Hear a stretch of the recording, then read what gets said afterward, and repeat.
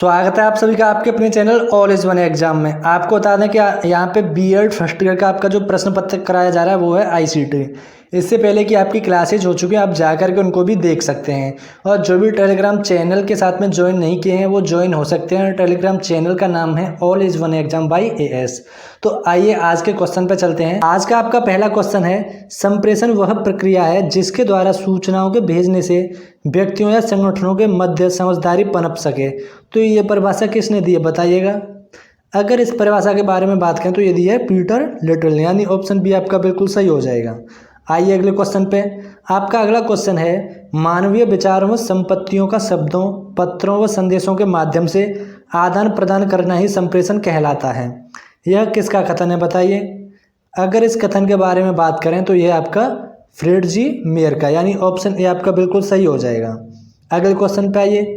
आपका अगला क्वेश्चन है, संप्रेषण एक व्यक्ति से दूसरे व्यक्ति के मध्य सूचनाओं का संप्रेषण है, चाहे उसमें विश्वास हो या नहीं तथा पारस्परिक विनिमय हो या नहीं, किंतु इस प्रकार दी गई सूचना प्राप्तकर्ता को समझ में आनी चाहिए।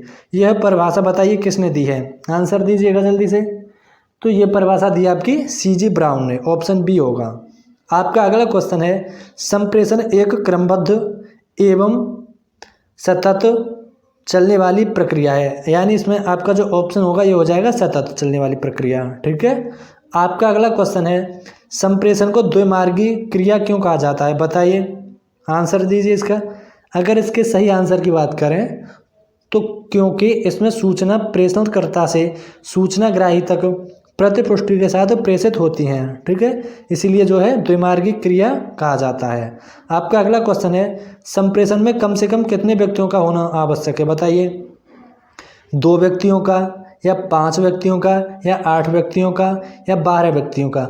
अगर इसमें सही आंसर की बात करें तो इसमें जो है 2 व्यक्तियों का होना आवश्यक है।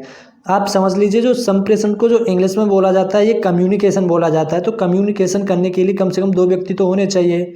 और संप्रेषण को आप इंग्लिश में भी याद रखें कि कम्युनिकेशन बोला जाता है, क्योंकि क्या होता है कि हमें कोई कोई शब्द जो है इंग्लिश में याद रहना बेहतर रहता है बजाय हिंदी के। ठीक है, तो आइए चलते हैं अगले क्वेश्चन पे।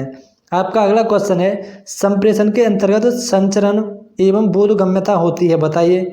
व्यवहार की होती है, या शारीरिकता की होती है, या सूचनाओं की होती है, या मुद्राओं की होती है, आंसर दीजिए। तो ये आपकी होती है सूचनाओं की, क्योंकि जो कम्युनिकेशन जो होती है किसकी होती है, सूचना ही तो होती है कम्युनिकेशन में।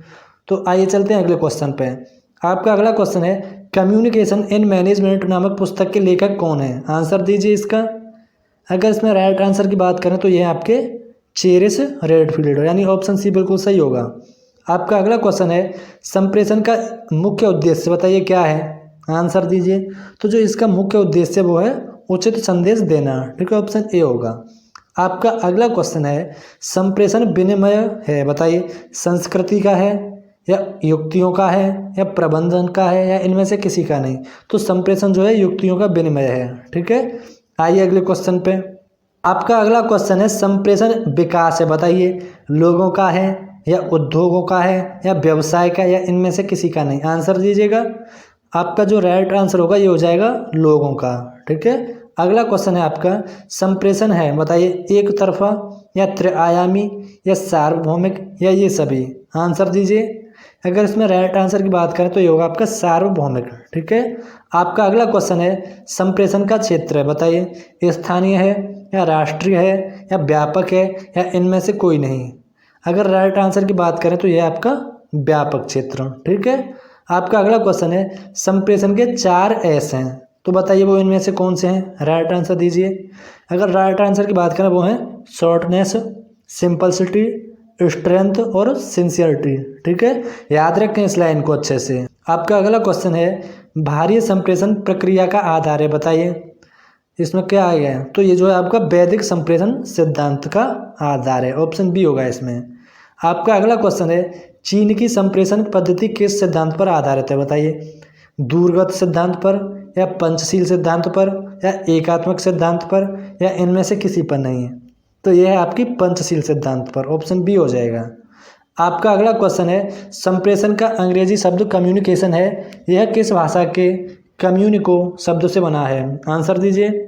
तो ये बना आपका लैटिन भाषा कैसे। ठीक है, आपका अगला क्वेश्चन है संप्रेषण एक माध्यम है, बताइए विचारों का या संदेशों के आदान प्रदान का या कहने सुनने का या इन सभी का, बताइए। तो इसमें जो आपका राइट आंसर होगा ये हो जाएगा इन सभी का। ठीक है, ऑप्शन डी। आपका अगला क्वेश्चन है संप्रेषण की क्रिया है, बताइए सिर्फ आदान की, सिर्फ प्रदान की या आदान प्रदान दोनों की या एकीकरण से है, बताइए। अगर इसमें राइट आंसर की बात करें तो आपका जो मॉडल पेपर है इसमें दिया हुआ है सिर्फ प्रदान की, जबकि ये होती है आदान प्रदान दोनों की। ठीक है, ध्यान रखेंगे। आइए चलते हैं अगले क्वेश्चन पे। आपका अगला क्वेश्चन है संप्रेषण से आशय ज्ञान और विचारों आदि के किससे है, बताइए। तो वो है संगठन व्यवसाय का। ठीक है, आपका अगला क्वेश्चन है संदेश के प्रेषण के लिए चुनाव करना चाहिए, बताइए। तो जो है साधन माध्यम, यानी कि ऑप्शन डी आपका बिल्कुल सही हो जाएगा। आइए चलते हैं अगले क्वेश्चन पे। आपका अगला क्वेश्चन है संप्रेषण को प्रकट करने के लिए निम्न में से किसका प्रयोग किया जाता है।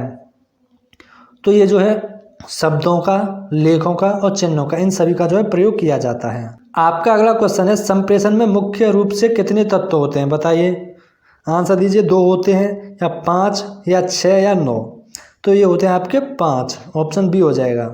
आपका अगला क्वेश्चन है निम्न में से संप्रेषण के संदर्भ में असत्य कथन बताइए कौन सा है।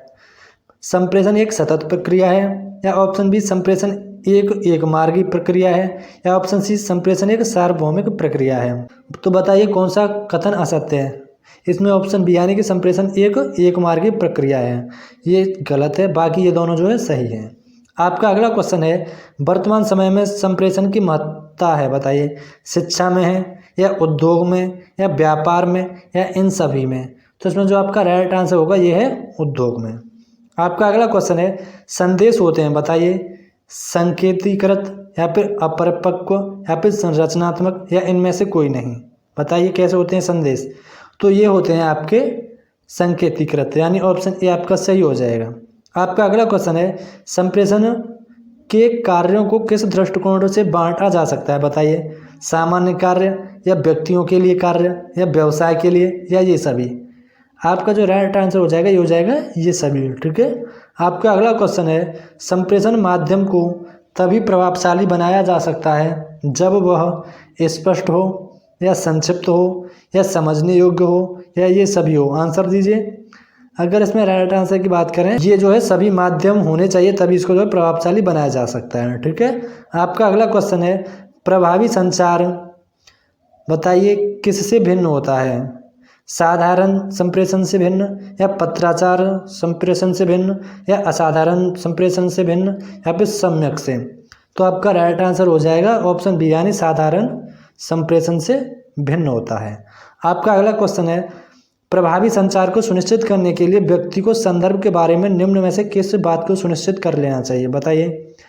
तो जो है इन सभी को सुनिश्चित कर लेना चाहिए, यानी कि सभी तरह से परिपूर्णता, त्रुटियों से रहित और स्पष्ट ये जो है होने चाहिए। आपका अगला क्वेश्चन है प्रभावी संप्रेषण के बारे में निम्नलिखित में से कौन सा कथन सत्य है, बताइए कौन सा कथन सत्य है। तो ये जो है आपका सारे ही कथन बिल्कुल सत्य हैं। ठीक है, आपका अगला क्वेश्चन है सभी प्रबंधकीय कार्यों की सफलता सफल संप्रेषण पर निर्भर करता है, यह कथन है, बताइए किसका है। तो ये आपका थियो हेमन का है, ऑप्शन बी आपका सही हो जाएगा। तो आज के लिए आपके इतने ही क्वेश्चन रहने देते हैं, आगे मिलते हैं नए क्वेश्चंस के साथ। तब तक के लिए अपनी तैयारी को बेहतर तरीके से करते रहिएगा। अगर आपका कोई सुझाव है तो हमें कमेंट बॉक्स में ज़रूर दें। अभी के लिए बस इतना ही, तब तक के लिए bye bye, thank you so much.